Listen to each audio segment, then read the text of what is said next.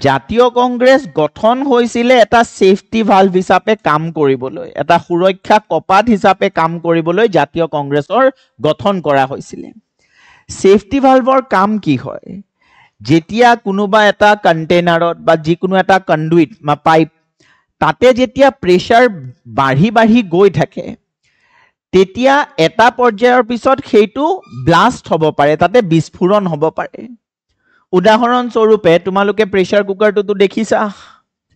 এতিয়া প্ৰেছাৰ কুকাৰত যদি ওপৰটো পুৰা বন্ধ কৰি দিয়া, ওপৰত এনে এটা এনেকুৱা হুইসেল এটা থাকে, সেইটো নিদি যদি সম্পূৰ্ণ বন্ধ কৰি ৰাখা আৰু যদি প্ৰেছাৰ কুকাৰটো গৰম হ'বলৈ দিয়া, তেতিয়া ইয়াৰে ভিতৰত প্ৰেছাৰ বাঢ়ি বাঢ়ি গৈ থাকিব। যিমানে গৰম হ'ব সিমানে ভিতৰত প্ৰেছাৰ বাঢ়ি বাঢ়ি গৈ থাকিব আৰু এটা পৰ্যায়ৰ পিছত এই গোটেই প্ৰেছাৰ কুকাৰটো বাৰ্ষ্ট হৈ যাব পাৰে, হয়নে?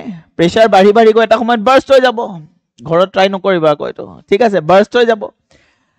সেইটোৱে নহবৰ কাৰণে প্ৰেছাৰ কুকাৰ সমূহত এটা সেফটি ভালভ থাকে।